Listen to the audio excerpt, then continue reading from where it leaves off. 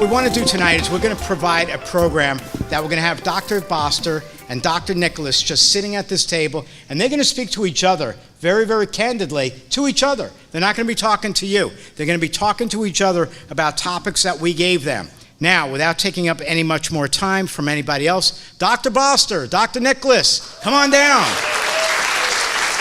I know he's going to, like run down and jump on the stage and do something funny like that. Oh, he's just going to walk. Okay.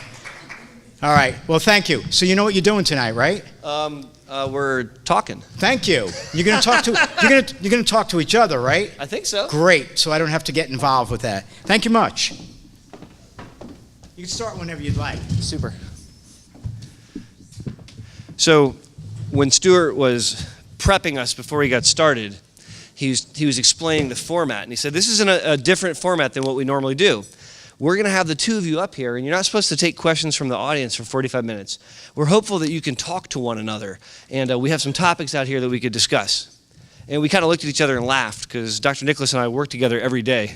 So this is exactly what we do all day long, is we talk about MS together. So that feels very, very natural. It's just not in the clinic setting. All right, so pick a topic, and I guess we're going to have a conversation, and they're going to watch us.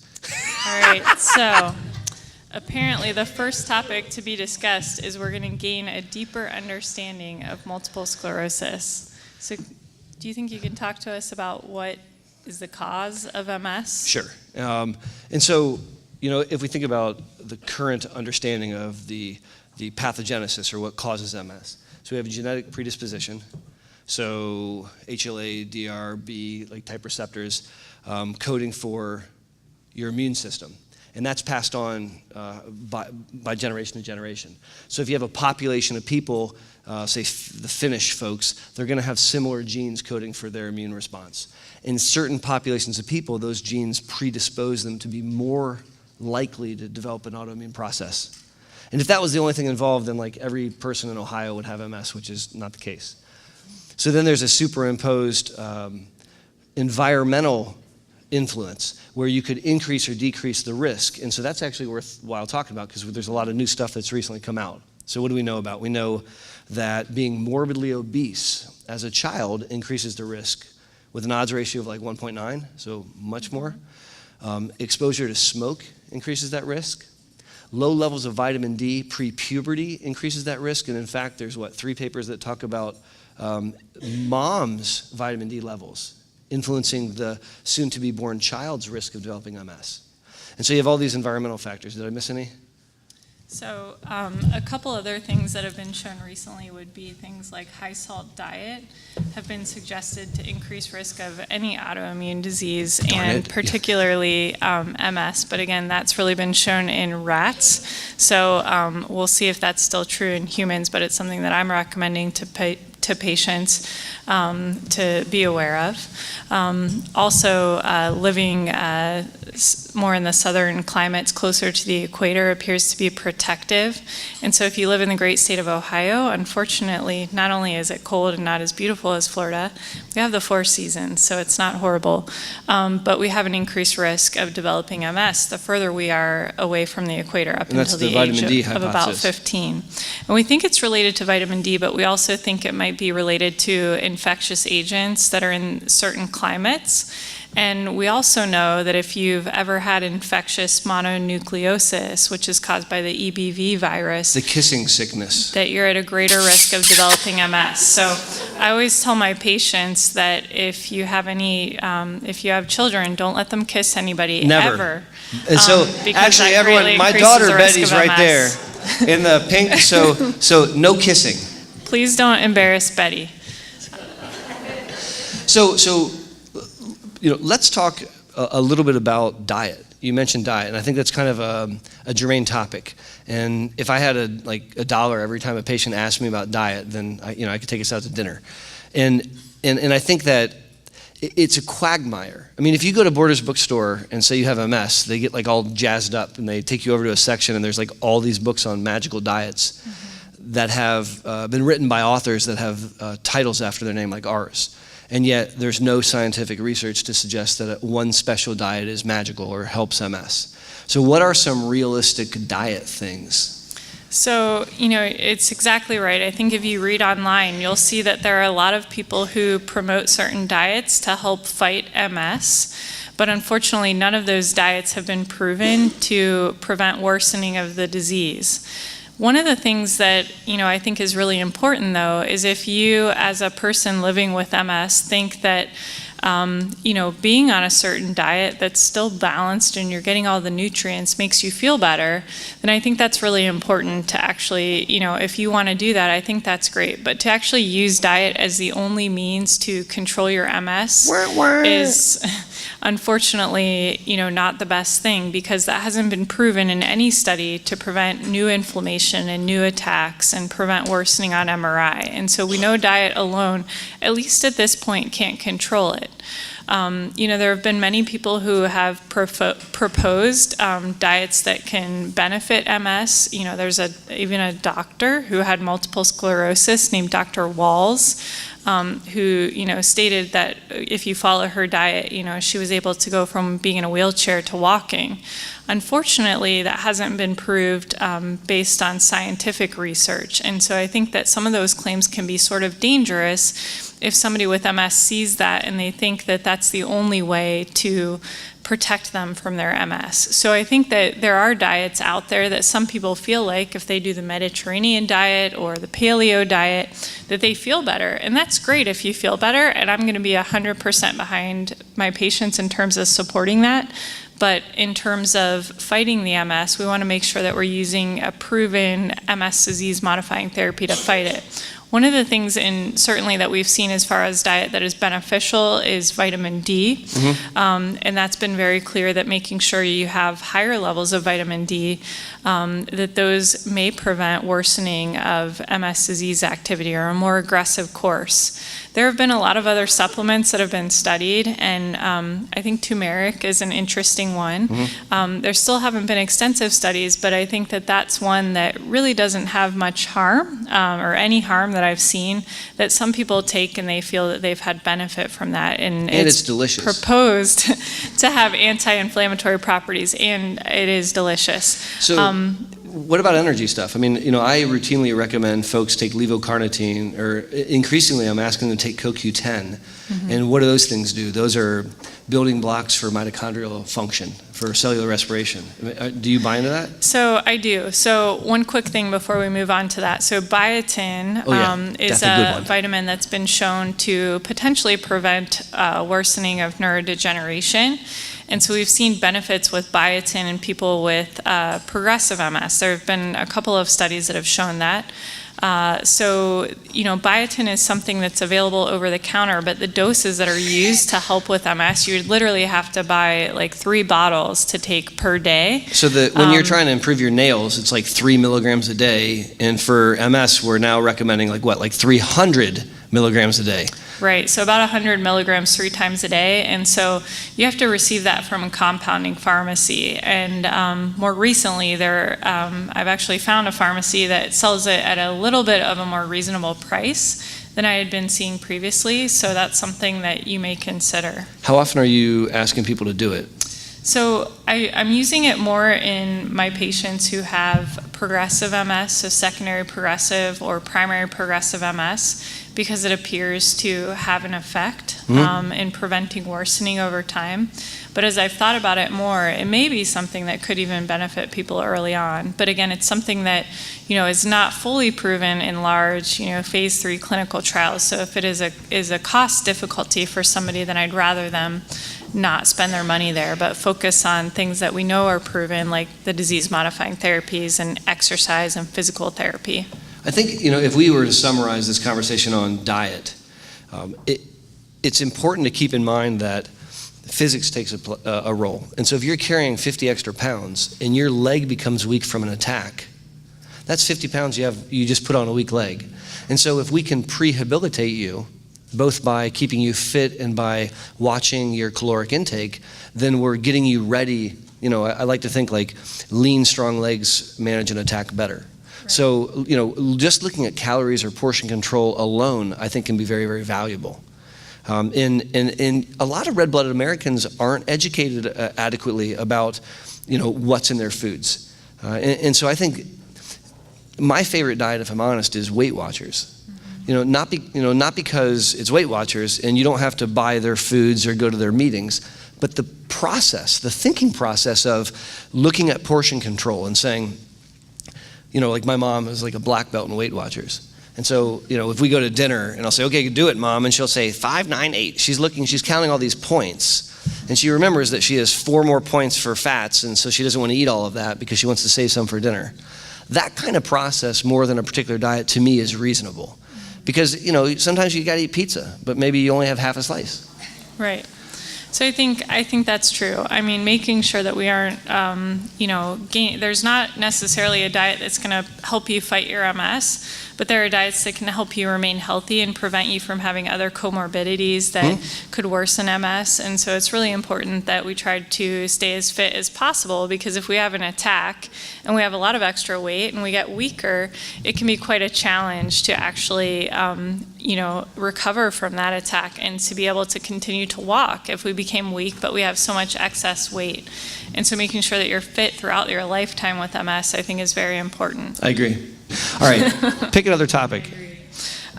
So, in terms of communicating, for a new patient coming into the clinic, what do you recommend? What is the best way to communicate with you to be able to make sure that all of their needs are addressed and that they're getting what they need you to know to help fight their disease best? I think, so that's a huge topic, right? How do you become comfortable in your own skin, develop, as you're diagnosed with MS and moving forward? And the first thing that I would say is, it generally takes our patients, like a year to 2 years to become comfortable with their own disease process. A lot of times I think in the modern era, particularly with millennials, if you hear a word you don't know, that you immediately go to your phone to have it teach you all about that word. You Google it and then you educate yourself. And there's a danger in doing that with multiple sclerosis. I think that helping people understand that they have to be conscientious about where they look for information. And by the way, guys, that's a great place to look for information. We'll talk about Stuart's works later. But I think that's key. And you're not going to conquer everything in a day. And so it's going to be part by part as you move forward in time. And it's a process that you're going to slowly come to terms with. I think that you have to come up with some ground rules. For example, when do you call me? And I'm very fond of teaching people the 24-hour rule. So if you have a neurological symptom, like let's say you wake up and your hand's numb and you shake it out and it feels better, I don't need a phone call. In fact, I would like to not have a phone call for that. But if you wake up and your hand's numb and you shake it out and it's not better, and then the next day it's more numb, now I need a phone call. And so using that 24-hour rule helps patients, because if you tell someone they have a chronic condition and then they have an itch, they'll ask, is the itch related to the chronic condition? Because that's a reasonable question. So my answer is, well, how long did it go on? And if it happened less than 24 hours, it's less likely to be an MS attack. Why is that? Because MS attacks cause inflammation. Like, if you bang your elbow and your elbow swells up, that inflammation doesn't go away in a day. It lasts for days. And so I think that's one of the tools that you can start to teach patients. What's another one that you use as you're starting to onboard someone to this process? So, as far as communicating your needs, I think that, certainly when you're seeing a good specialist for your MS, they're going to ask you a lot of questions about what you're dealing with your MS. We want to know from balance to bladder to bowels to fatigue to cognition. To how are you function. doing? And he's always going to bring up the things that make my face red. But these are always very important. And so if we don't ask you about it, I think that it's very important that our patients tell us, hey, this is going on and this is really bothersome. I want to know about symptoms, whether or not somebody wants me to intervene, but it's very important, so one of our biggest jokes in clinic is that we have a pill for every ill. It doesn't mean you have to take something for that problem, but if something's bothering you and interfering with your life, then we definitely want to do something to intervene. And so if your doctor hasn't asked about it, I think that it's really important that we talk about it. So for instance, you may come in and say, hey, things are stable, but if you're having a lot of spasms in your legs at night and it's making it very difficult for you to sleep, it's important because there are a lot of things that we could do to change that. And so I think one of the biggest things in MS care is making making sure that the person that's taking care of you is aware of your symptoms and things that bother you, because there's not as much time as necessarily you may need in clinic. And so there's a lot of focus on preventing worsening of MS, but there should be just as much focus on living well with MS and making sure that those symptoms are controlled as best as possible. And so I always encourage my patients to bring up symptoms that are bothering them and make sure that we address those. Absolutely. I think if we keep your disease stable by using some rock star medicine, and you're miserable for 20 years in the process, we didn't do a good job. And I think we have to do both, right? So we have to keep the disease stable and help the person be more awesome. Right. Sometimes when a patient comes into our office, we're going to spend about 30 minutes with them, and it's a really fast-paced kind of visit. And sometimes, actually very frequently, a patient will leave the office only to then remember the thing that they really, really wanted to convey. So I think another piece that I really believe in is to take notes and bring a list. If you bring a list, it tells me that you care about you and that you're thinking about your disease process and you're a partner in your own care. And it makes sure that we really focus on the things that are important to you. Now, if your list is 25 things long, we may not get through all of it, but if you prioritize it, I think at least that way we can make sure that we hit the really important stuff. Exactly. I think it's important because it is hard when you come into the clinic, you're rushed through a bunch of tests, you're sitting there, you're waiting for your doctor. And when they finally come in, they're asking you a bunch of questions. It's very common to forget what you might want to ask about. And then the nice thing is, too, that if you think of things in the interim, there is a nice, most neurologists have a way to communicate outside of the clinic visit. So using things like my chart can be very, very helpful to get answers in the short term. But if you feel like all your questions weren't answered, it's fine to just make another appointment to go through all of that, because I want to make sure we give you the best tools to know how to fight your MS and how to deal with your symptoms. Absolutely. Let's look at this fun list and see what else we're going to talk about today. So why don't you tell us about the Leaky Pool model of multiple sclerosis? My fave. So the way that we think about MS, or the model that we use for MS, it really informs, I think, a lot of our thoughts about how we treat patients and how we process drugs, et cetera, et cetera. And in the 1980s, there was a nice a model, which was really like kind of stick figures, Fred Lublin put forth. And that's the way we were trained. But I think it really does an injustice to the complexities of MS. And so a friend of ours, Stephen Krieger, put forth this really cool model of MS, and it's called the Leaky Pool, or the topographical model of MS. And the idea is that you think of the nervous system as a pool, and the floor of the pool is the different parts of the nervous system. The amount of water in the pool is your functional reserve, and that's something we should totally talk about, functional reserve. And the top of the water level, that's the clinical threshold. So things that occur above the clinical threshold, patients experience stuff, like they can't see or their leg doesn't feel right. Things below the water level, it's still a problem, but it's only picked up on the MRI. And if I was to talk about anything about the leaky pool, it would really be this concept of functional reserve. And so let's have a conversation about that maybe. Functional reserve I think of as your immune system's ability to deal with an insult. Not like you're ugly, but like you didn't sleep last night, or you're really stressed out or something, or you have a cold. And as we age, our functional reserves decline.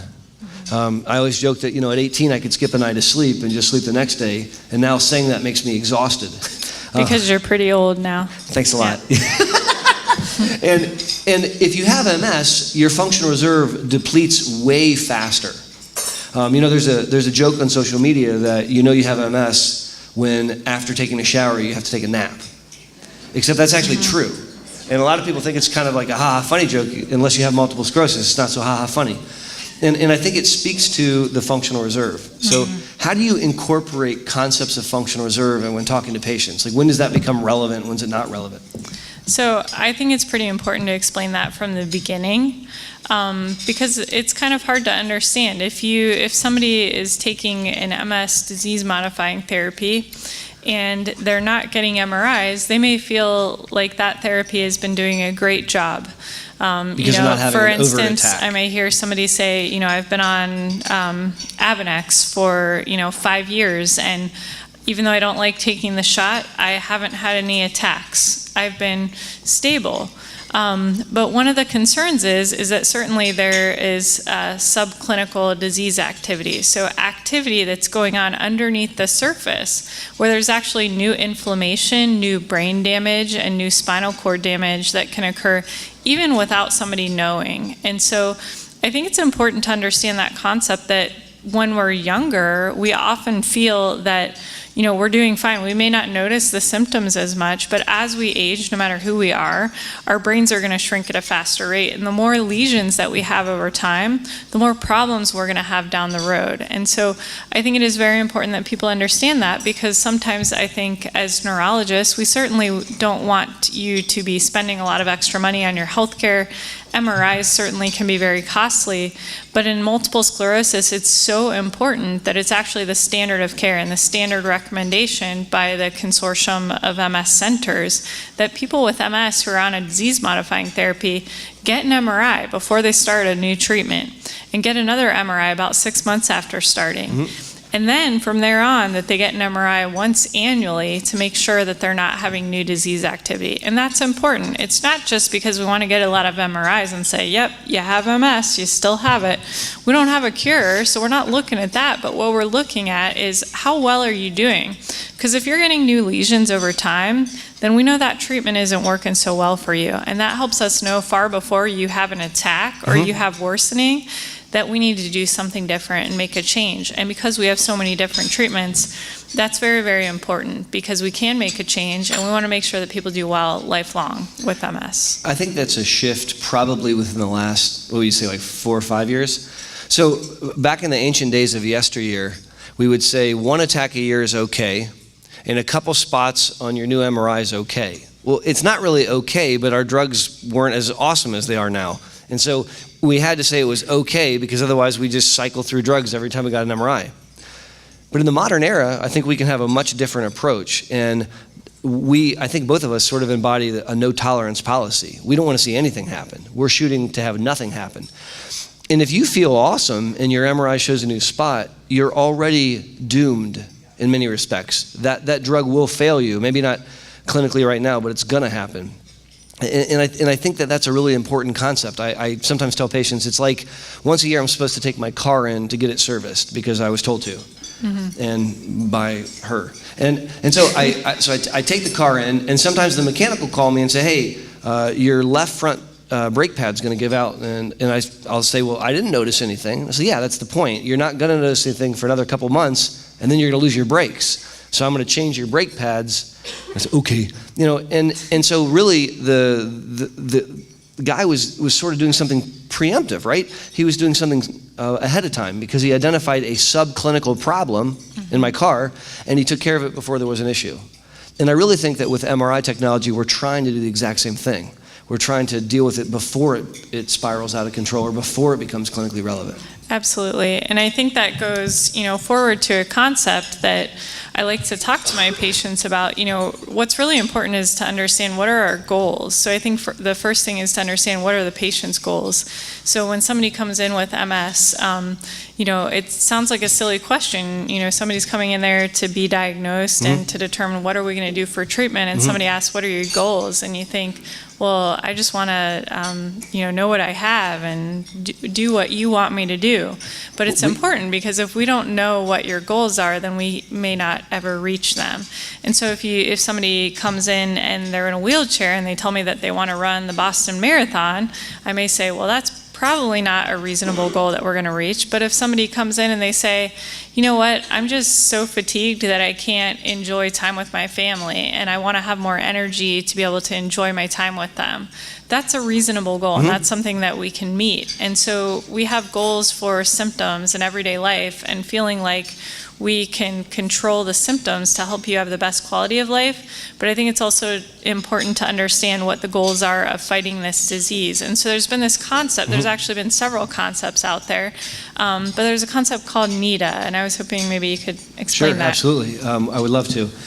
Before we talk about NEDA, or sometimes I say NEDA, I don't know why, I want to go back to goals, because setting goals for your life is how we want to understand how we're going to frame your care. And so goals can be things like, I want to stand at my son's high school graduation. I want to maintain this job. I want to get a promotion. And I think if patients tell us about that, it helps us feel more sensitized to why we're doing this. And a lot of times we rally, and I just think that's terribly important. And it bothers me when people aren't asked their goals. And so, I would ask folks in the room, next time you see your doctor, tell them your goal.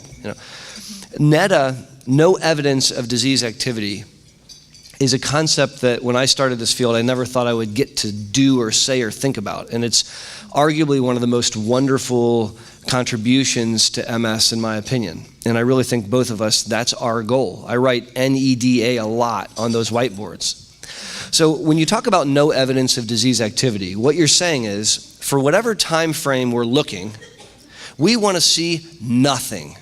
No new attacks clinically, no new spots on MRI, and no change on your neuro exam. We're shooting for broke.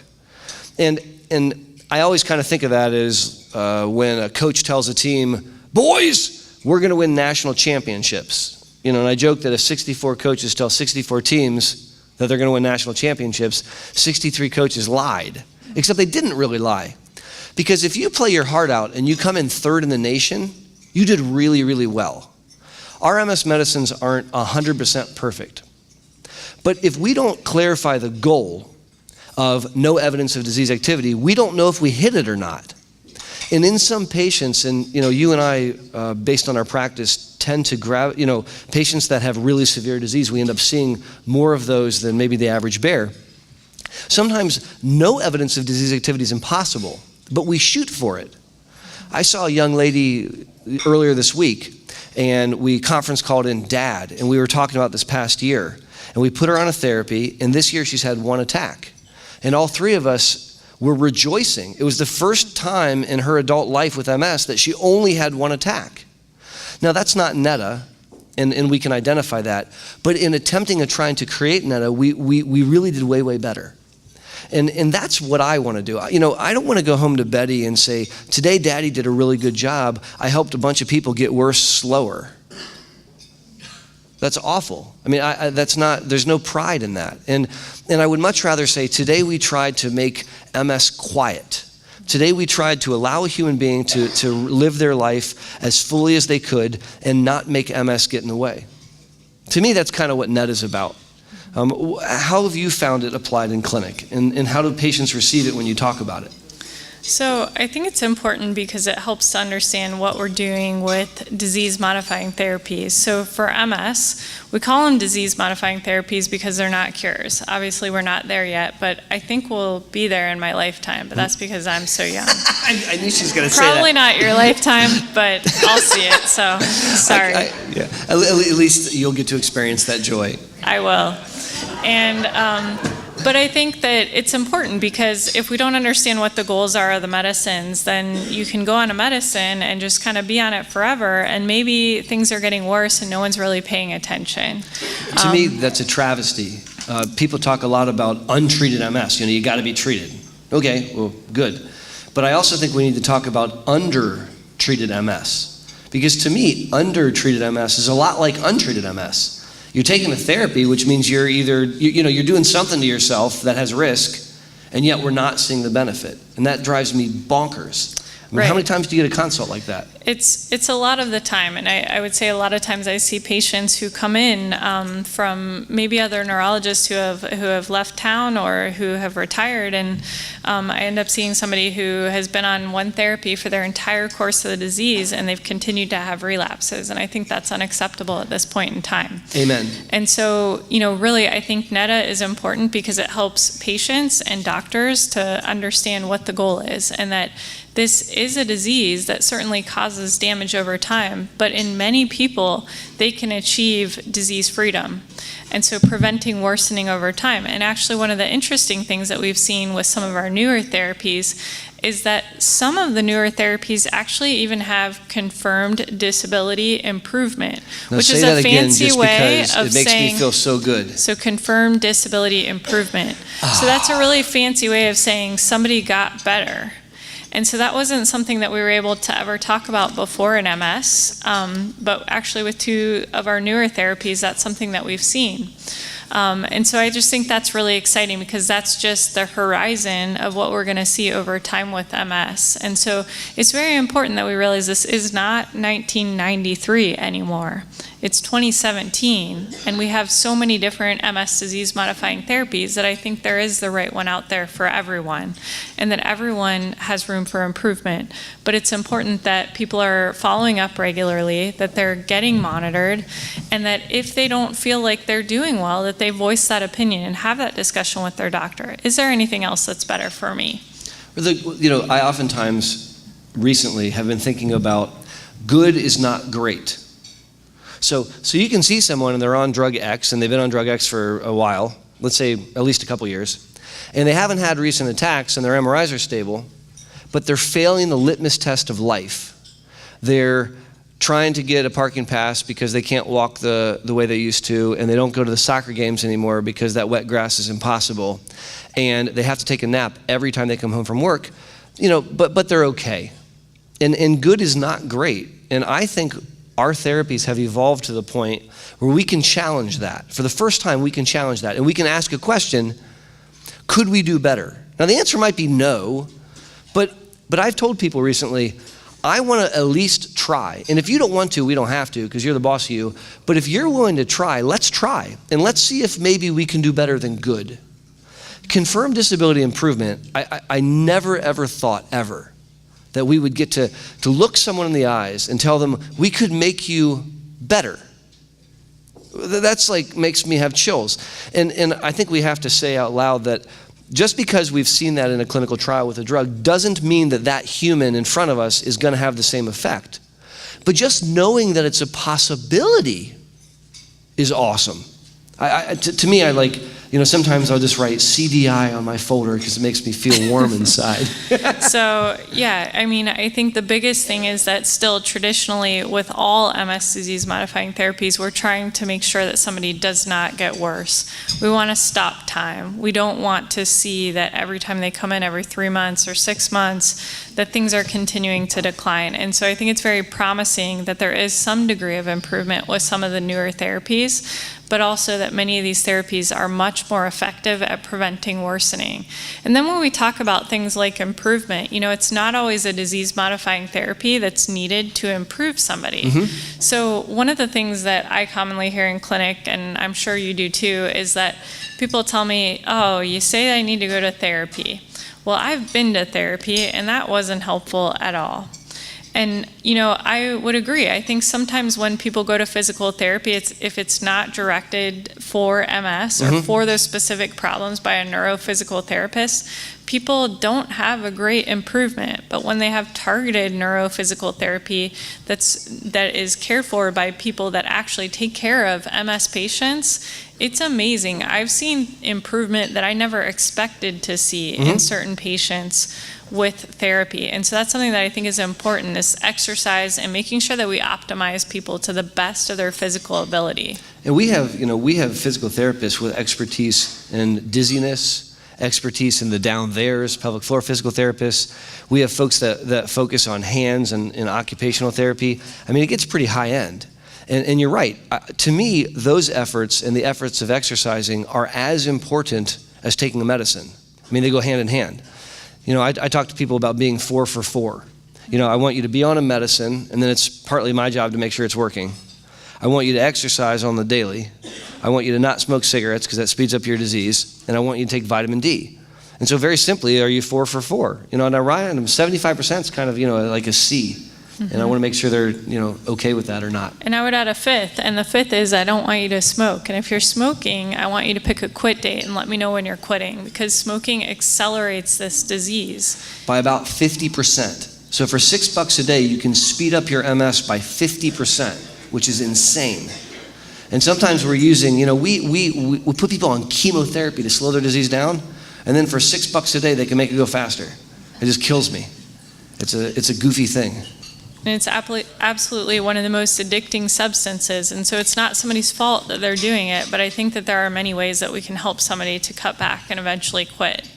And that changes the disease course long term. One of the tricks that a patient taught me, and so I've used it for a while, is identifying the 3 most important cigarettes of the day. So like, supposedly every smoker has a couple cigarettes and they're like key cigarettes. Like, I get home from work, don't talk to me until I smoke this cigarette. Or I wake up and within 5 minutes I'm gonna have a cigarette, and that's part of the way I start my day. So what I tell people now is, based on this advice, is don't stop smoking, says the doctor to the patient, but identify those key cigarettes and deny yourself the time point. So for example, if you come home from work and within 5 minutes you have a cigarette in hand, take the cigarette out and look at it and say, I will smoke this in an hour, and then put it on the table, and then go do something else. So if you can practice that and remove the emotional attachment to the cigarette, later when it's time to quit, you don't have any emotional cigarettes left. And so that's a way of combating the most common thing that I hear, which is, I was smoking a pack a day, I got down to half pack a day, I got down to 5 cigarettes, I got down to 3 cigarettes, I couldn't quit them, and now I'm smoking a pack a day. So we try to reverse engineer it. I don't know, some people tell me that works. I think that that's incredibly important, and everybody has a different way, but as long as people are aware of that risk with MS, I think it's important. So, there's so many different options for disease-modifying therapies. How do you help your patients pick or decide what's best for them in clinic? So that's a really charged topic, and it's a topic that you and I spend a lot of time talking about. And I think that the way that we do it is probably different than the typical way of doing it, which it's not our fault that everyone else is wrong. Correct. But the way that, so what I've, everyone who's come to clinic knows that we have all these whiteboards in our rooms because we like to write stuff down. And so what I have taken to do is I will put up, in order of my opinion of efficacy, so like the highest effective medicine goes first, I'll put down like my 4 top choices. And there's 15 FDA approved medicines, but I'm not presenting 15 medicines typically. I'm presenting a truncated list of like the top 4. And then I'm talking to them about the most effective drug, or at least what I think is the most effective drug for them. And I'm telling them about the good, the bad, the ugly. And if they say okay, then we're done talking. And that's what I put them on. If they say no, then I tell them I downgrade my option to something that's less effective, in my opinion. And then I talk to them about that. And then if they disagree with that, I downgrade my option again. But I want to make it very clear that as we drop down, we may have to give up life goals. We may have to give up some of the goals of efficacy, potentially. But the reason I do that is I want them on the most effective thing they're comfortable with. So just because I talk about the most aggressive drug doesn't mean that's what they want to do, and it's their body. And so we sort of identify in a reverse, it's like a de-escalation conversation that leads to, okay, this works. Mm-hmm. That's how I often do it. How are you doing it these days? Yeah, so I think I still outline so that everybody knows what the different options are, but I cross out things that I don't think are highly effective. So, I think one of the most important things is to look early on at prognostic factors. So what are risk factors for more aggressive disease? So certainly if I have somebody coming in who is a male. Let's take turns listing. We'll just list them all. You go. Let's talk about more aggressive risk factors. So being male is more aggressive. Onset of symptoms after the age of 40, which is not old. It's not old, except he's very old in comparison to me. We just like to have this fun every day in clinic. Also, being African American or non-Caucasian tends to be associated with an increased aggressive disease course in MS. So having spinal cord lesions on your MRI at the time of your diagnosis? Or having a polysymptomatic onset. So if somebody not only had numbness in a leg, but they also had weakness in an arm or something separate. So multiple different localizations in the nervous system at the time of their MS onset, that's more aggressive.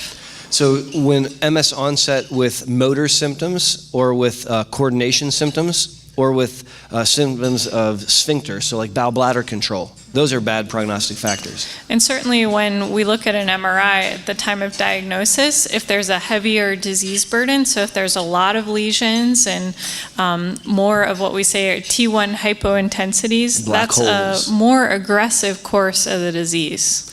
Another thing which I am becoming increasingly interested in is looking at brain atrophy or brain shrinkage at the time of diagnosis. and then over time. And so, we have a fun tool that a lot of places don't have. We measure brain volume with all of our MRIs, which is really neat. And if I'm looking at someone and I see that they already at time of diagnosis have accelerated brain atrophy, that's another independent risk factor in my opinion.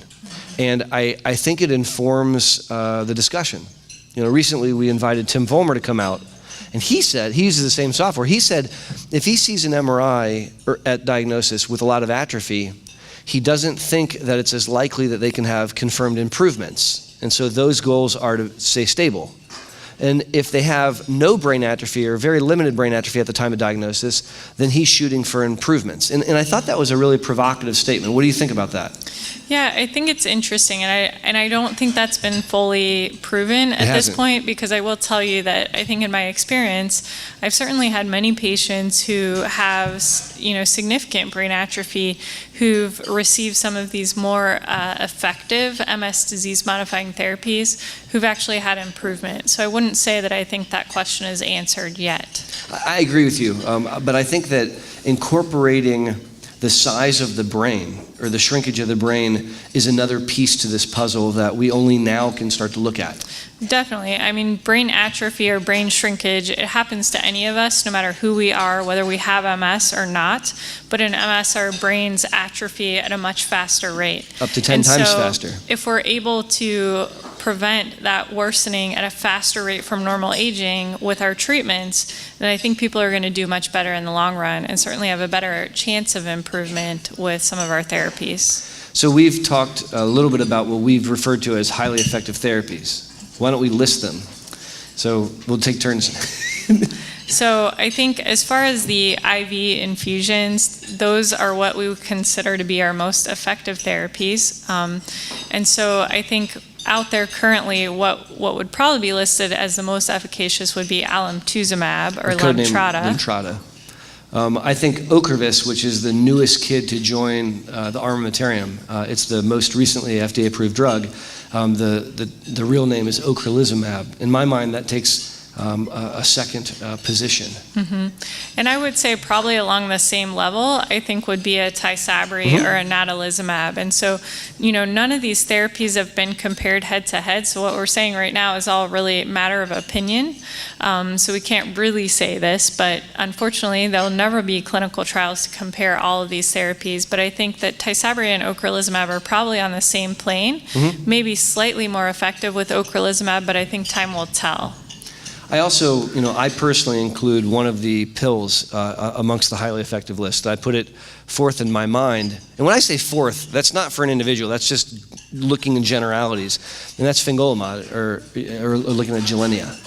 And I agree. I think that is what I've seen in not only clinical trial data, but also in my own clinical experience. I think that is the most effective pill that we have for multiple sclerosis.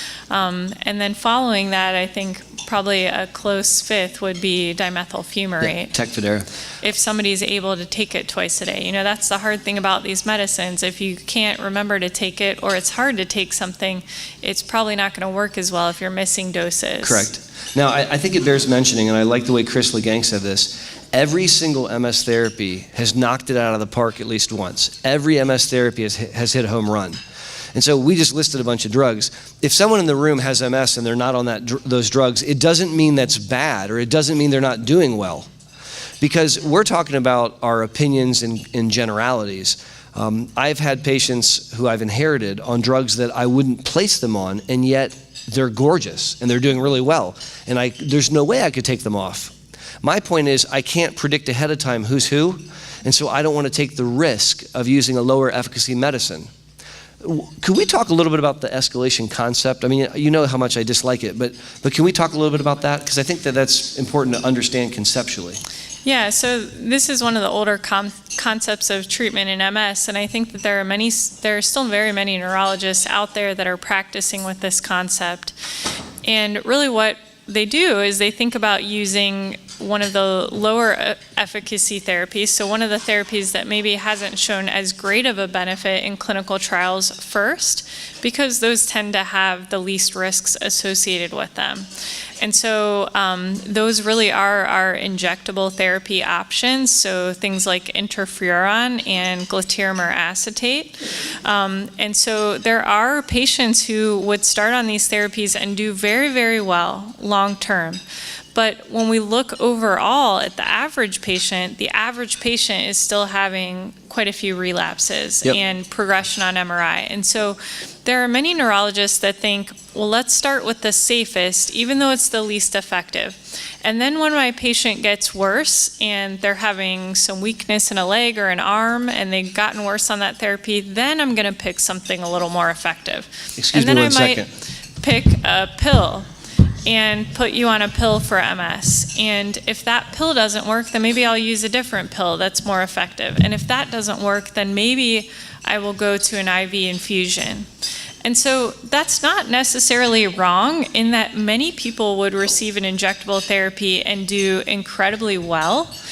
But the problem with that model is that if somebody has more aggressive risk factors for disease and you're starting everybody on an injectable, they may get very bad and have significant disability and be walking with a cane or a walker before they actually find the treatment that works for them. Yep. And so the idea of not doing an escalation model or a slow stepwise up of increasing effectiveness of therapy is to try to give you the best chance early of preventing you from worsening over time. And again, this is very individualized. So I'm not criticizing anybody here. I'm just saying that there are different models of thought, and I think that many of our more senior neurologists, because they're comfortable, they've learned the injectable therapies, those are more likely what those folks are going to start. And I think there's a newer generation of MS specialists who really understand that, wow, with these newer therapies, there's a very safe way to monitor most of the risks of these.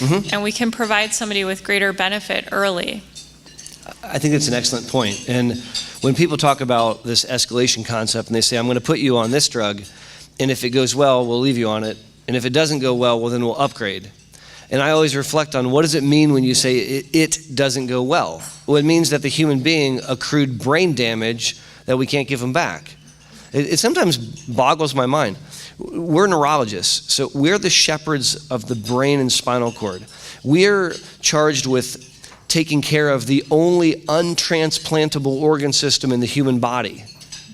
And yet, we have colleagues that allow people to accrue disability. They allow them to get holes in their head and have brain damage. And I don't know where we went wrong or where we forgot what we were charged with doing.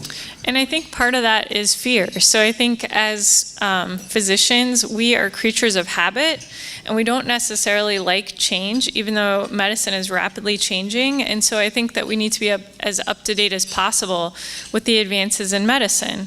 And I think we also need to be comfortable with these other options. And I think when you have somebody who's caring for you that's very comfortable with the risks and knows the risks and knows how to safely monitor for them, I think these other options become much safer. And also, because they're more effective, safer in the long term in terms of preventing worsening. Now, that's not to say that I don't use these other options. So there are people who come in who are have very mild onset of their MS, who appear to have minimal aggressive risk factors for the disease. And even though we've talked about all the options, that's what they feel most comfortable with. Amen. And in that setting, I think if somebody's most comfortable with that, and I think that that's still going to be a good option for them, that is okay. But I'm going to be really careful about monitoring them, because if I detect that there's any disease activity, then we're going to switch therapy very fast. I think the biggest failure of the escalation model is starting somebody on one of the weakest therapies and not following them regularly. Let's talk about examining that. them, not getting MRIs. When you say monitor, what you mean is not what most people mean. Share with us, what do you do when you monitor? Because when you say, if it ain't broke, don't fix it, you really got to look for broke. So what things are you doing? So I think obviously the most important is following up with somebody regularly. So if somebody's coming in to see me once a year and they're on a disease-modifying therapy, I'll tell you, if you asked me what I did 3 months ago, I'm not going to remember what I did. And I may forget that I had a numb arm for a week and I kind of blamed it on, I slept funny. But actually that was an MS attack. And if I didn't know that because I wasn't seeing somebody regularly, I may have missed that they had an episode of new damage in their spinal cord.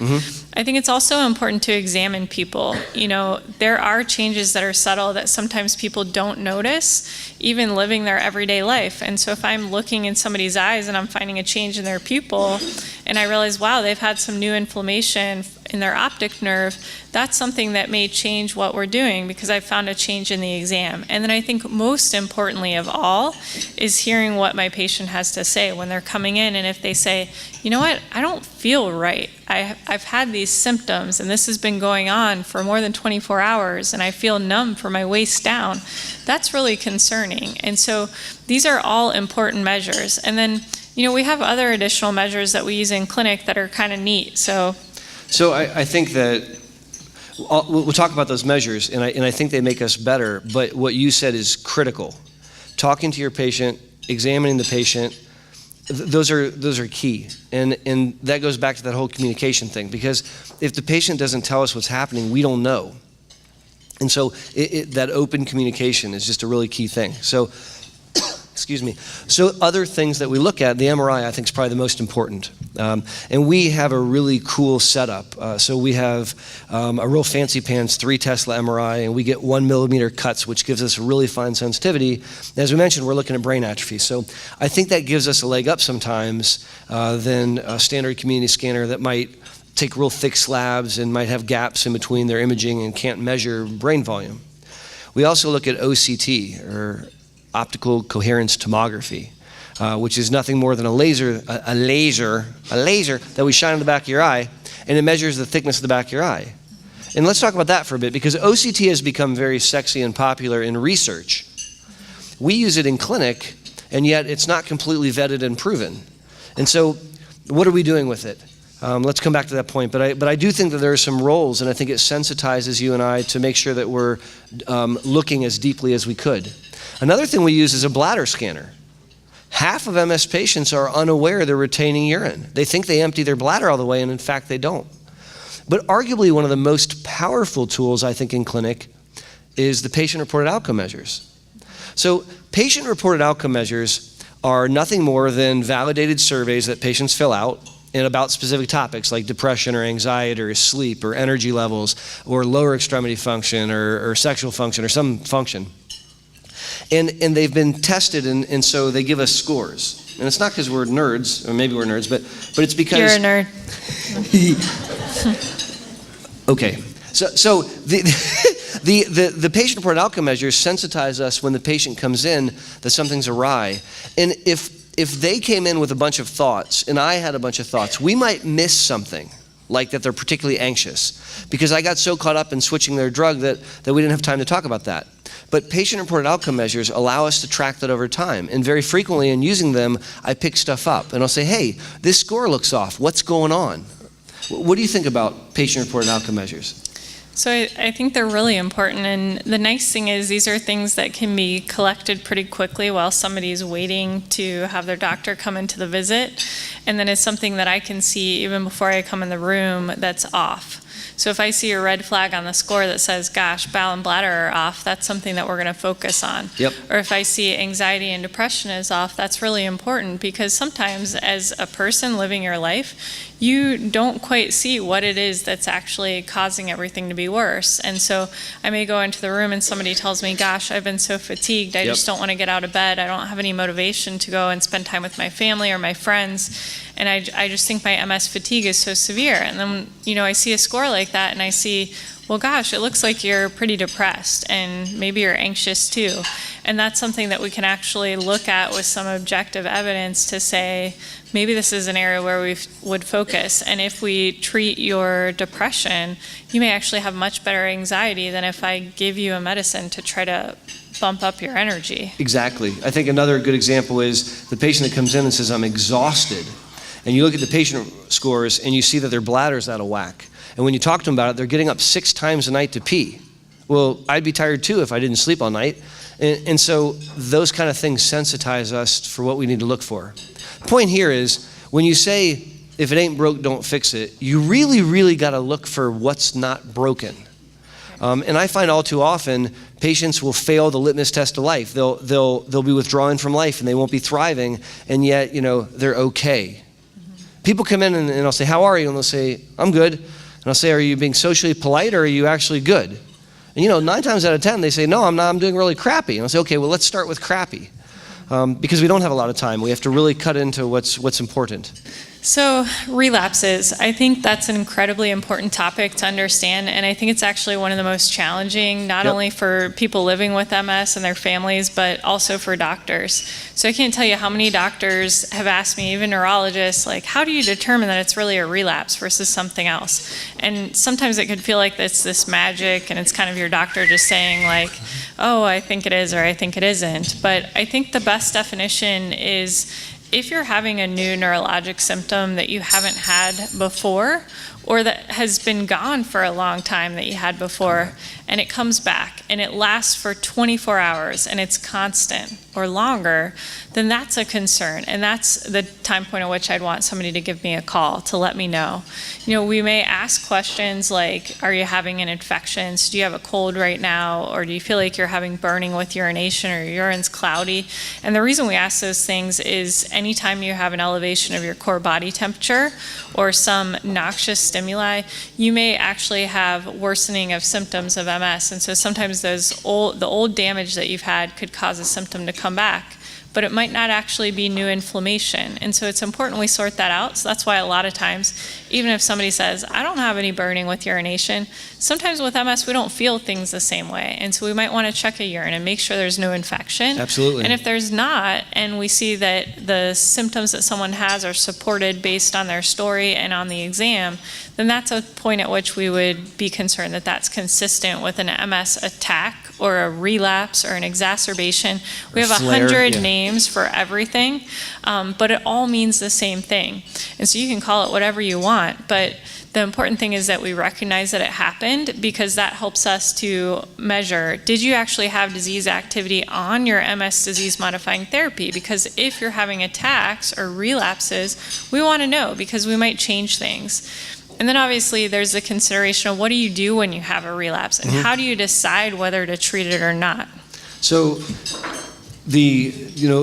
sometimes a relapse is pretty clear. Like, hey doc, I can't move my left leg. And then I examine them and they can't move their left leg.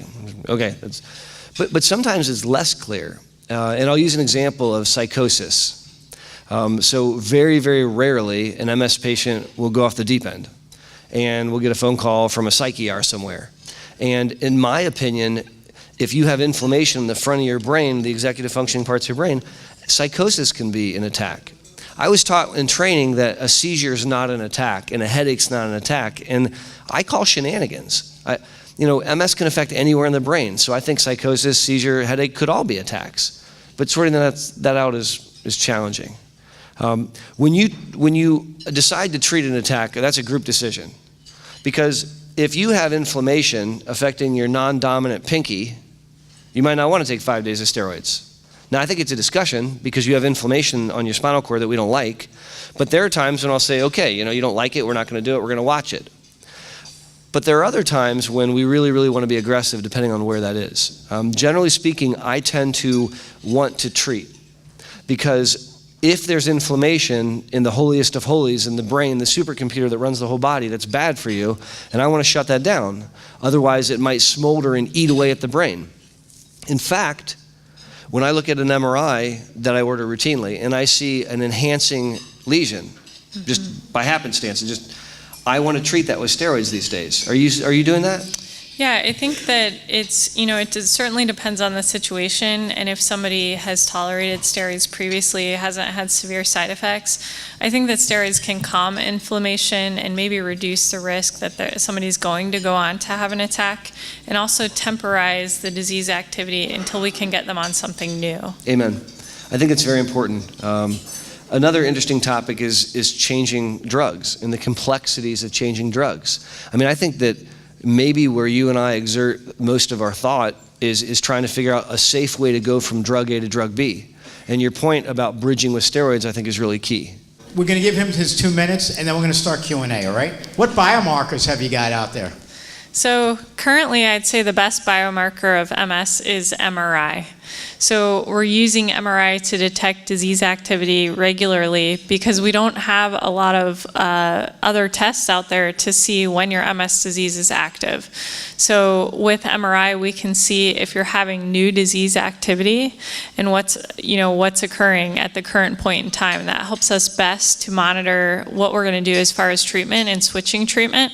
There are a lot of other things being studied. There's something called GFAP, which is being looked at in spinal fluid. But currently, I think that my patients probably aren't very excited about me doing regular spinal taps to monitor how active their disease is. And so don't worry, I'm not implementing that yet at this time. I'm much better, by the way. We're glad to hear it. By the way, don't let him know what we're up to, all right? Let him figure it out. So you're talking about like light chain? We're talking about biomarkers in MS. And so I think particularly the groups out of London, like BARTS, have done a lot of work looking at neurofilament light chain. And I share your opinion. I'm not ready to look my patient in the eye and ask if I could take some spinal fluid every once in a while. I think if the data continues to be as provocative as it is, we might ask patients to do that as yet another way of monitoring. But I don't think that's right now. All right, next question's right here. Okay. I gotta hold that. Oh. Okay. Kind of at the end of your discussion, you were talking about the treating with steroid, and my understanding of when steroids are used for treatment was more to get rid of the annoying symptoms that you might be having, like optic neuritis, so that you could actually see again. But I'm wondering if it's twofold, if by treating with steroid there's less likelihood of like a bigger and more permanent spot on the brain. Ding, ding, ding, ding, ding, ding, ding, ding, ding, ding, ding. Winner, winner, chicken dinner. Yeah. Interesting. I didn't realize that. All right, next question. My turn, Stuart. That was your answer? Okay. Yep. Okay, so with the older therapies, the way that I understood it was more, maybe one was effective because of the method of delivery. But I guess I don't really understand with the new therapies. So because everyone's different, one drug would work for me, something works for me, but not necessarily for the other person. How does that translate when looking at the drugs that are considered more effective? If it's that, well, this is my body and it's, this is what I'm taking to more than you are, then what would you say about that with the effectiveness? And with the new therapies, so what is it that makes it more effective? Is it the method of delivery or the ingredients that are in the new meds? So I think that's a great question. So, the question that's being asked is, well, somebody could be on one method of delivery. We obviously said the injectables were the least effective of the options, but if somebody's doing really well, does that mean that that they should switch therapies? Well, no, because everybody's MS is different. And I'm sure many of you already know that other people that you've talked to with MS have probably experienced attacks in different ways at different time points and different responses to steroids and different responses to treatment. And so, MS is a chameleon. It's a very different disease for each person. And so being able to look at somebody from the beginning and say what's going to be the perfect therapy for you is impossible currently. But I hope that in the coming years that there will be blood biomarkers or spinal fluid biomarkers that we'll be able to look at that and say, X drug is the best for you. And if you go on this from day one, that you're going to do fabulous. Now, when we have more efficacious options, it just so happens that our more efficacious options are all IV. But I don't think that necessarily has anything to do with the mode of delivery. I think it has more to do with the mechanism of action. And so what's the difference between mode of delivery and mechanism of action? Right. So mode of delivery is, am I taking my medicine as a shot into the skin? Am I taking it as a shot into my muscle? Am I swallowing a pill, or am I putting my arm out for a nurse to put an IV in my vein to run that medicine in? And so currently there's no inhalable agents as far as I can tell, or intrarectal, no legal, which would be painful. FDA-approved inhalable agents. So, that's just the mode of delivery. And I think mode of delivery is important because that gives you as an individual living with MS options for how you take that medicine into your body. It just so happens that the IV treatments are what we've seen overall to appear to be the most effective. And that's when we look at the average MS patient. And obviously, none of you are the average MS patient, you're you. But when we look at clinical trials and we see what the effectiveness is at preventing new attacks or preventing new lesions on MRI or preventing shrinkage of your brain over time, the therapies that are infusible appear to be the most effective at that on the whole when we're looking at the average person. But I'll tell you that I've seen people on every single therapy there is where that therapy was their 100%, where I've seen somebody who's on an injectable like glatiramer acetate, and they did perfect, and they have been on that for 15 years, and they haven't had anything new, and they look fabulous. And then I see people who have a more aggressive course of the disease, where I need to put them on something like natalizumab or Tysabri or alemtuzumab, Lemtrada, and that has been their therapy, and they've done very, very well with that. And so I think it's different for every person, but just like we said, we're going to take the prognostic factors that we see based on you and our initial evaluation, and certainly how you've done over time with your MS, and try to make that decision.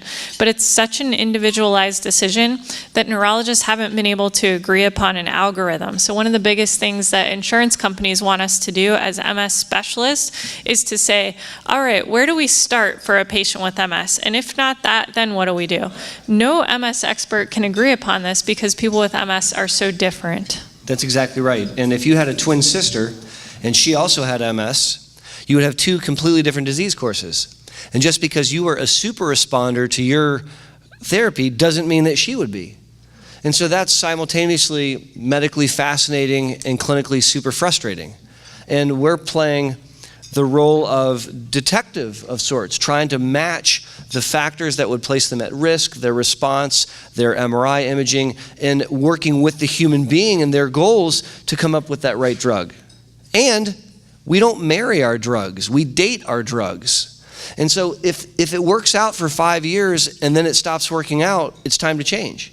That's hard for some people because they've become very comfortable. They got the copay thing down, they figured out exactly how to take the drug that they're on, and it's easy for them at that point. But I remind them that's like the perfect guy in every way except he cheats on you. You know, it's not working out and you got to make a change. Earlier you were talking about relapses, and you spoke in terms of the physical body, paralysis or stiffness in limbs. Is there a connection with relapses when we talk about cognitive issues such as loss of memory or loss of focus? So, and does the 24-hour rule kind of apply there? You start? Yeah, so I would agree with that. So I think that's a little bit softer, and that's harder for many neurologists to realize and recognize as an attack. But I think that it's very real. So what's interesting, I actually did this study to look and see what MS specialists considered a relapse across the country. And there were very variable responses. In cognition and fatigue, there are a lot of MS experts, including I think both of us, who think that if somebody's memory and thinking is worse, or they've had a severe bout of fatigue, that certainly could be a relapse. And so I think the reason why that wasn't really well recognized before is because it's hard to measure. So it's very different from somebody coming in and saying, I can't grip objects, I'm dropping things in my hand because it's weak, versus saying, I'm really feeling foggy, and at work I'm having problems doing my job, and I'm noticing that things that were very easy to me before, this week or this past couple of weeks are very, very challenging. And so that's something we definitely want to look at. And I'll tell you that there are many patients who come in with MS who they will tell me those symptoms, and I'll get an MRI and I'll see that their brain lights up like a Christmas tree when I give them dye, because there's so much inflammation. And once we get people on a disease-modifying therapy or we give them steroids, they say, I didn't realize how much that inflammation was affecting me. And so absolutely, I think things like cognition and fatigue can be consistent with a relapse. It's just something that's harder to measure. And so if that's something you're experiencing and it's been going on for a while and it's definitely a new change, that's important to bring up to your care providers. What she said. I will point out one observation that I've made over the past couple years. When someone comes in to see us with an attack, and it's a leg thing, let's say, so their leg's burning and it hurts real bad, I used to really focus on the leg. It was almost that I was only looking at the foot in some ways. And what I realized is if I look up and I look at the person's rest of their body, their head, and if I talk to them, they're confused and they're exhausted. And I think increasingly, if I take the time to talk to them, what I find is, yeah, they do have a burning foot, but they're also super confused and screwed up their checkbook. And that makes sense to me because the inflammation is in the noggin. And so I think that it goes beyond a new attack. I think it's arguably one of the best sensitive symptoms for MS. The leading cause of loss of work is fatigue and cognition. Those are important things. Okay, right here. I don't know how to start this, but did I understand you correctly about if you start a new patient, on whatever medication you're going to start them on, they should have an MRI before they start on the new medication? So the recommendations by the Consortium of MS Centers, and we're a member, is that you have a scan preceding a switch in some way. And that might be right when you do it. It might be a couple months beforehand. It depends on the situation. And increasingly, we don't wait long to get our second scan. I used to wait a year, 1 year on therapy and I get a scan. That's too long, it turns out. And so increasingly, we're doing the scans sooner. So we start you on a therapy, and I think I do it every 6 months. Some people do it in 3 months, which to me is a little too soon. But 6 months later, we get a new scan. And then we call that the new re-baseline. That's kind of like resetting the clock. Okay, this is you on drug. And if that's copacetic and we like what we see, then it becomes, or at least oftentimes once a year. And I think that's a best practice. Now, everybody's an individual, and there may be a reason why an individual doesn't do that, or there might be a reason that Dr. Nicholas, for example, gets a scan every 6 months for a while because she's monitoring something. But I think as a general rule, yes, you heard us right. Question here. Medical marijuana is a subject that has gotten approval in several states. Do you have some? In my pocket. I'm teasing. We know the ups and the downs. It helps with spasticity, it helps with cramping. It is not helpful with cognition. What about CBG? CBD? CBD. So we didn't study marijuana in medical school, surprisingly, or at least not in class. Turns out that there's different active chemicals in marijuana. And one of them is THC, which results in you getting high. But there's another chemical called CBD. And CBD is not associated with euphoric effects. There's a lot of buzz going on about CBD. And many patients anecdotally experience some benefits to pain or spasticity when they use it. And supposedly it doesn't interfere with cognition. There's very little research to prove that. Now, just because there isn't research doesn't mean it's not working. It just means there isn't research to help prove it. And so it's an evolving field. The person who asked the question pointed out that in the United States, there's a lot of political change as it relates to marijuana laws. And Ohio recently passed a law approving medical marijuana in a really, really weird way. At our hospital, I serve on a committee where we're supposed to figure out what to do with the law. And we have until September of 2018 to come up with a plan. And we meet once a month, and it's really frustrating because it's hard to kind of put into place. So I think that as we move forward in time, and as studies help confirm or disprove what we think, it'll help inform our decisions. It's very, very uncomfortable, I'll be honest, as doctors. A patient will say, "Doctor, you gave me that thing for my pain, and it made me confused and sleepy, and I hated it.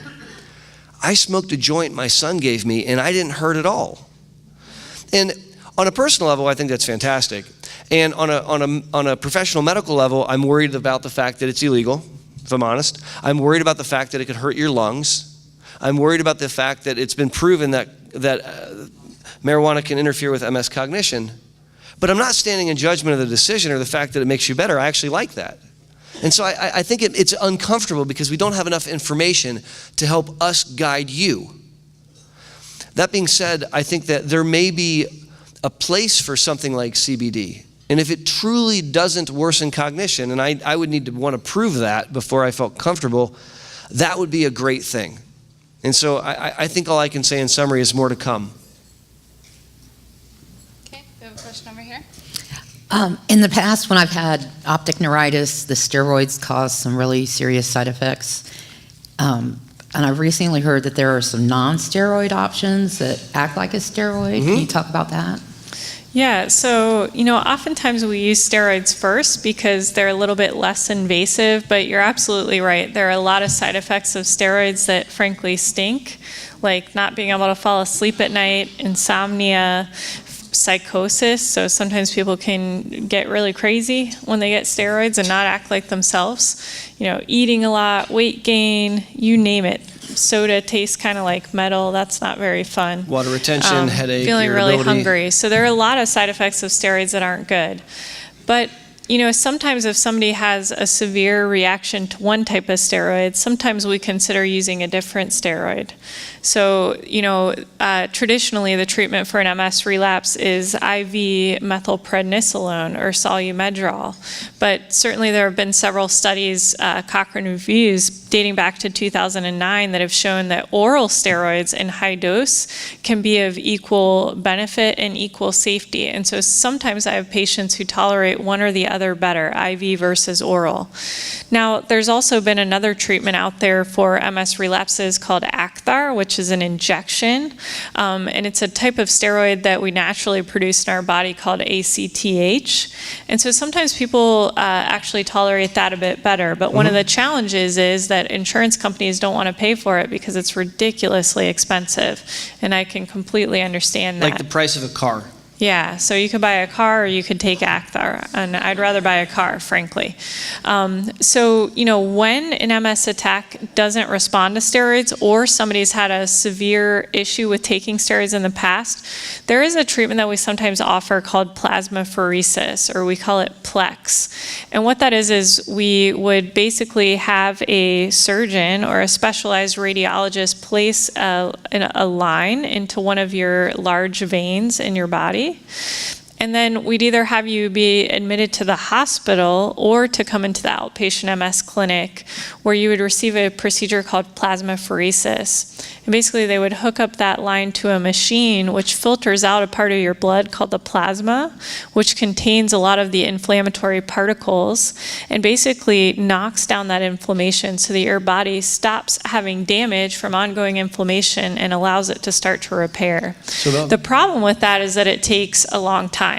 So typically most people need 5 treatments and they most of the time need to be separated by a day in between. So sometimes we extend it to 7 days, but 5 days every other day. If you get admitted to the hospital, that's 10 days. The nice thing is we do offer that outpatient, so that is an option. But it, again, it is very invasive and very exhausting and requires a lot of monitoring when somebody's doing it.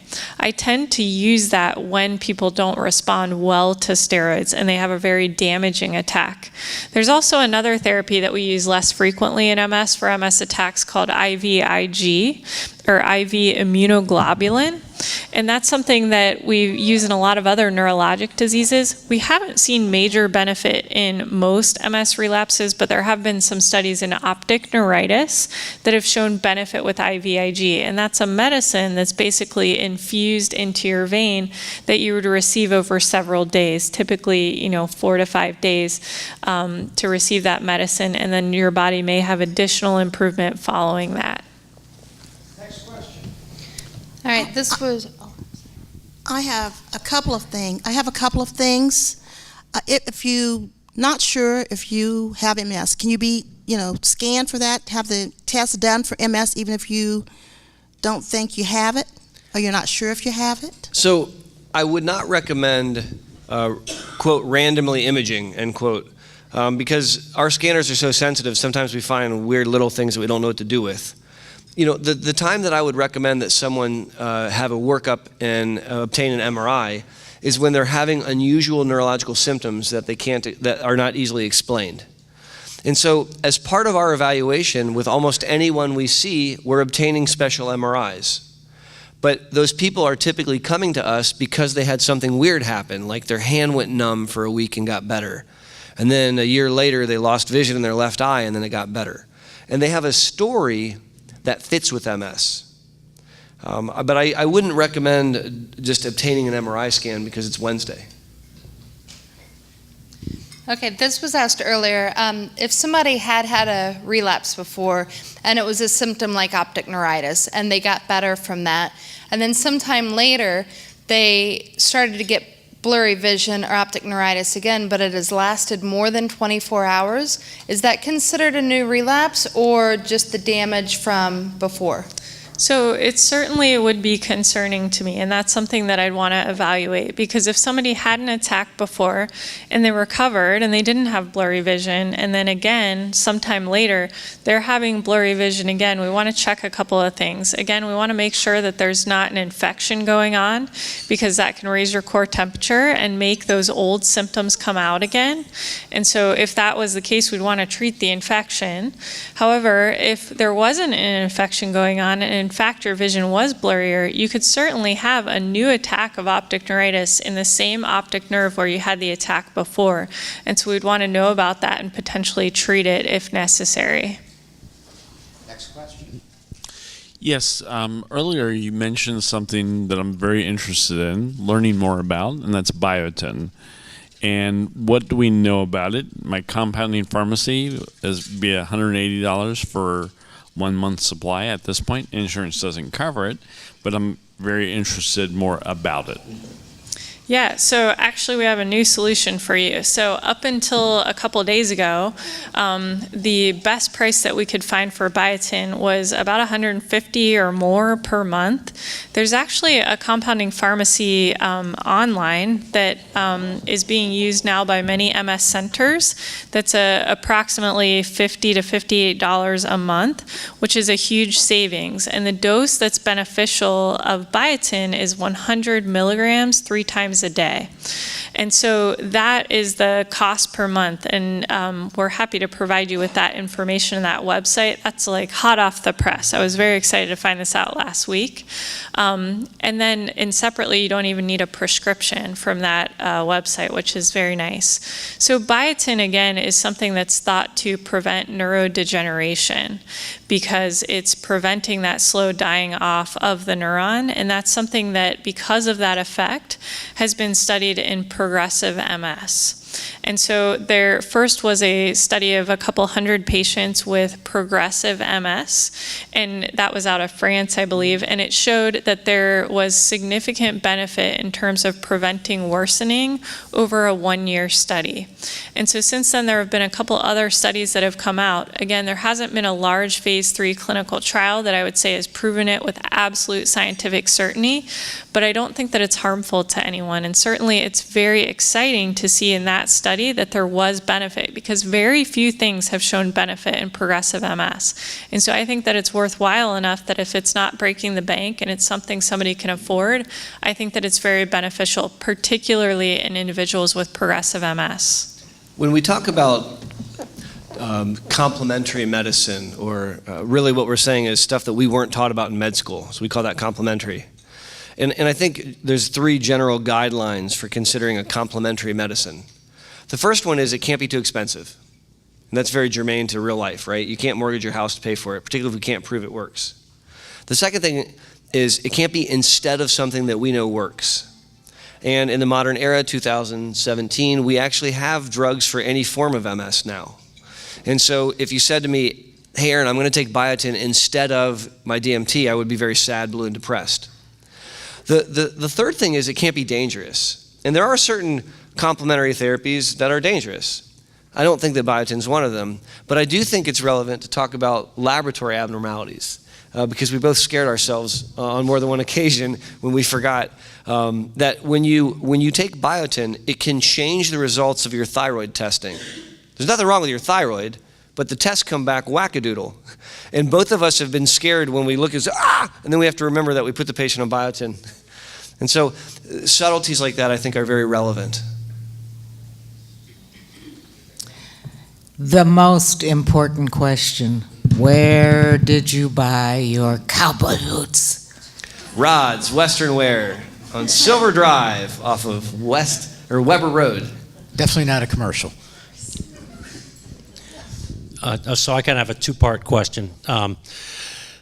The first is we talk about the inflammation and we talk about scarring, and it seems to me that the scarring is a permanent problem and the inflammation is a temporary problem that goes away. Now, so I was wondering if you could speak about the difference between those two things and does one cause the other, right? Is it the inflammation that causes the permanent damage, or is it the permanent damage occurring that causes the neighboring areas to swell?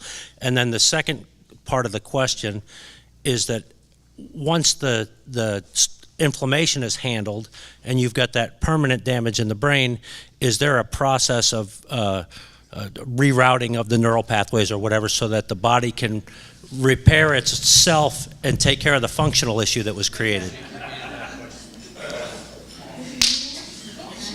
So I want to hire this man to join the clinic because he has amazing questions and also ideas and analogies about MS. So that was a really, really insightful question. That was an excellent question that even most neurologists don't even think that deeply about MS. So thank you.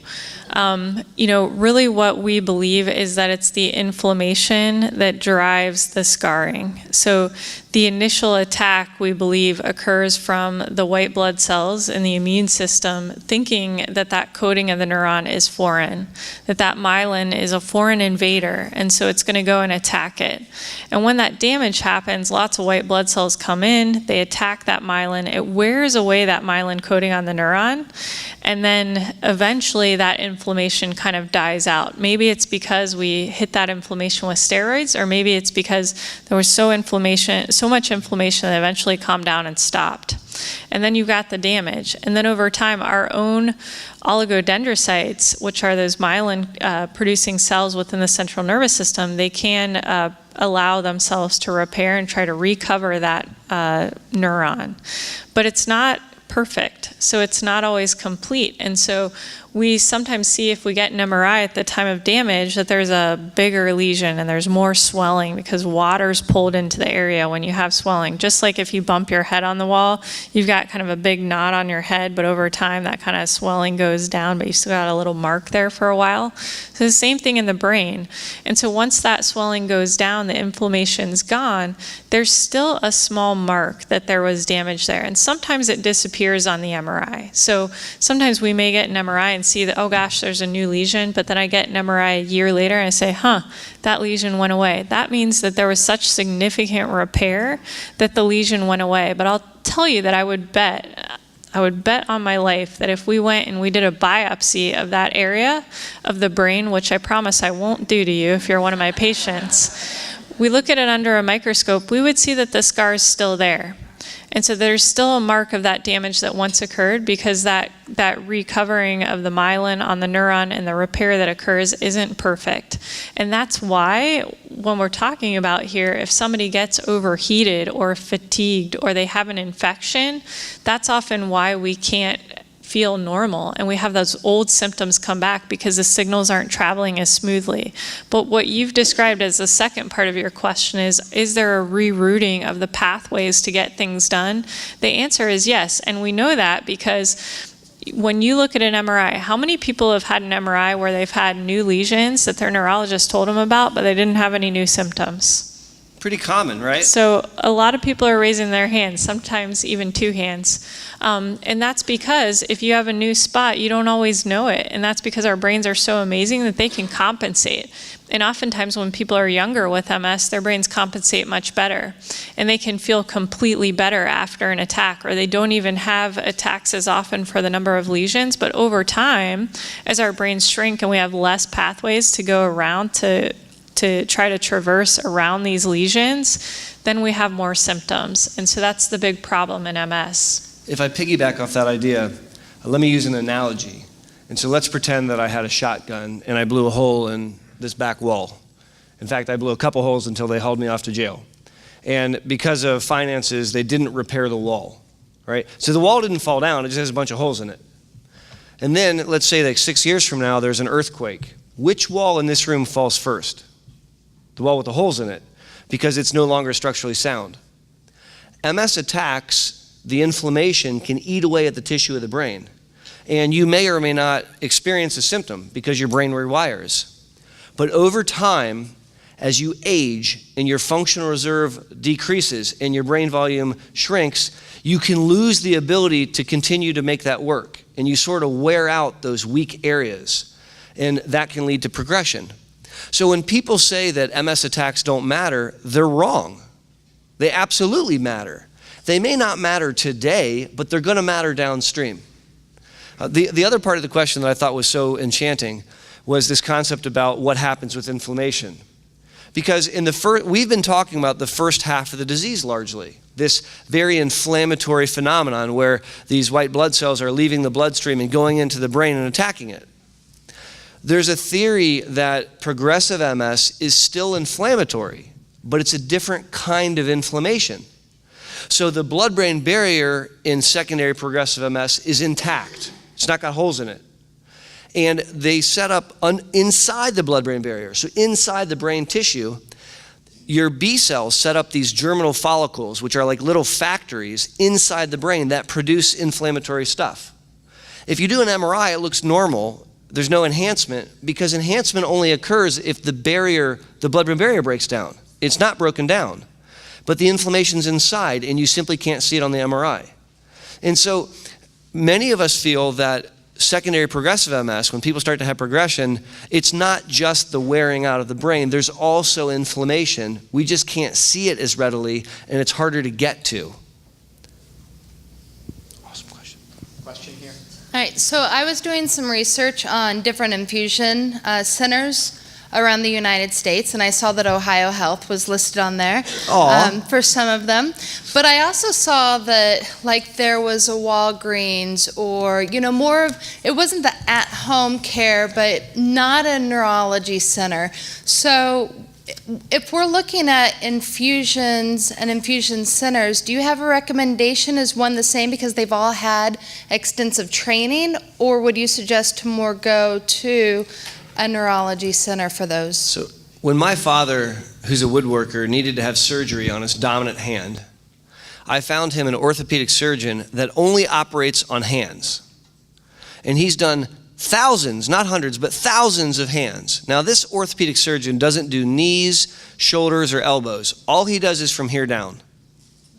If we're going to give you a biologic agent that has risks like the ones that we've talked about today, I'd submit to you that I want Dr. Nicholas looking over you as opposed to some pharmacist that works at Walgreens.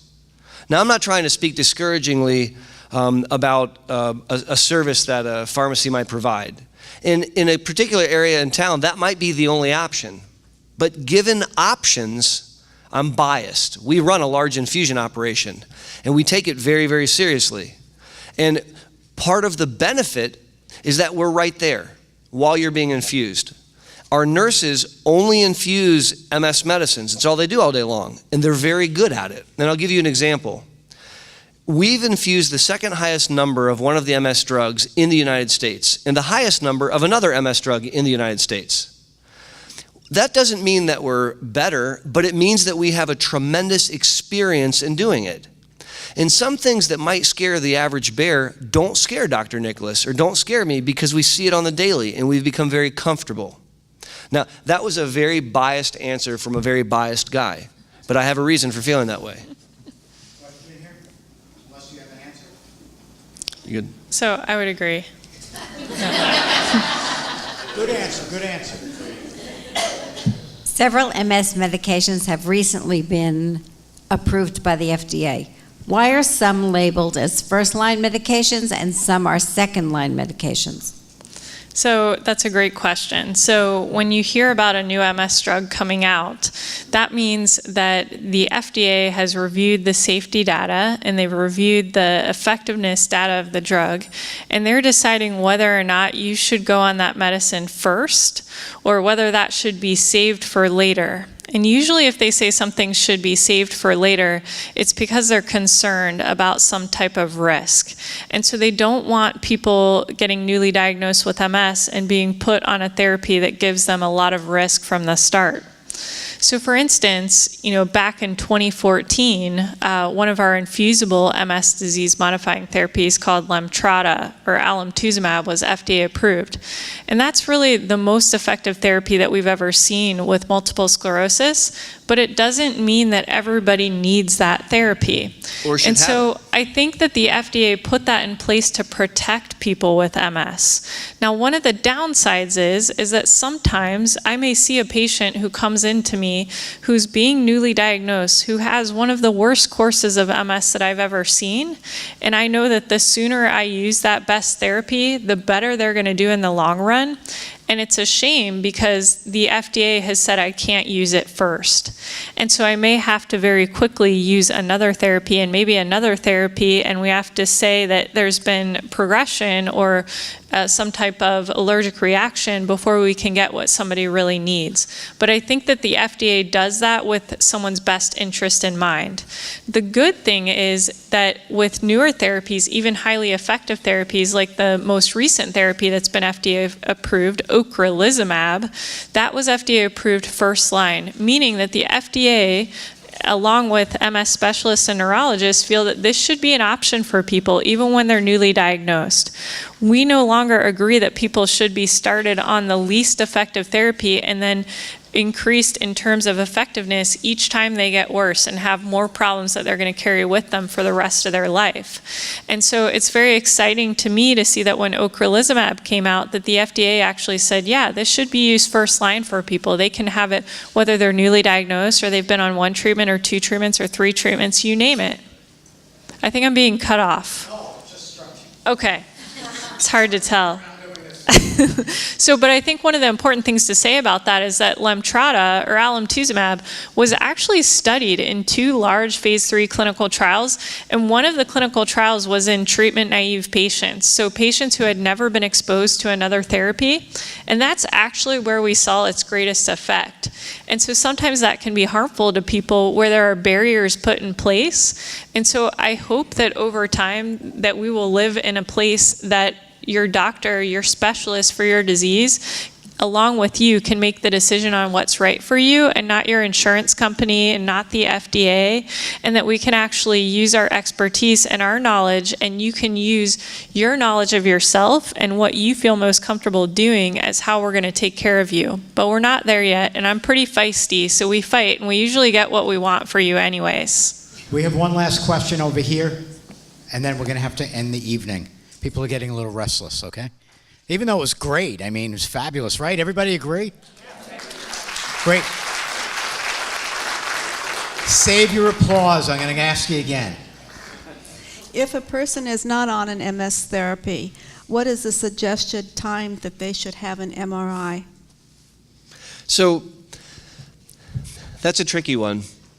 If you're not on an MS therapy, oftentimes my feeling is it's like the house is on fire. And I can see all kinds of stuff. And I have a strong desire to get you on a therapy. Now, maybe if I could clone you and we could put one clone on therapy and one not on therapy and then get back together 5 years later, we could figure out if it was a good idea, but that doesn't exist. And so my desire, default, is to get you on something to get that insurance policy to protect you, put that seatbelt on for safety. As part of the evaluation, we can get an MRI. And an MRI can help guide us. And so, for example, maybe a patient is resistant to considering a therapy because they don't want to have to take a medicine, and I respect that. And we talk about it, and I give them my best sales pitch, and they say, I don't think so, Scooter. And then we get an MRI, but the MRI shows us that there's new spots. And so we now have objective proof that they're already having disease activity even though they don't know it. And sometimes that helps us feel more confident in our decision to move forward with therapy. So I think it's really a very personal answer between an individual person with MS and their physician. But I think that it can be very, very useful in helping guide us in what we decide to do. Excellent. Thank you. Everybody have a good time? That was an excellent presentation. I love how the two of you feed off of each other, how you complement each other as you're speaking, and I'm sure that Ohio is very thankful for you all as well, right? Thank you. Thank you both. So I want to let you all know, and I forgot to thank them at the very beginning, MS Views and News does all these programs, and I was saying earlier, 21 states were now doing programs. We get our funding to do these programs from the pharmaceutical industry, all right? And tonight's program, we were able to get funding from Teva Neuroscience to do the event, and I hope that you all can thank them for a moment. And, we also going to ask you to make sure that you fill out those seminar evaluation forms, because we can't come back and bring you something, maybe something different. Maybe you like this format. Please tell us that you like this format, and then we can do this again and have these two lovely people back here to talk about something a little bit different. I know I want to see them again. They're great, right?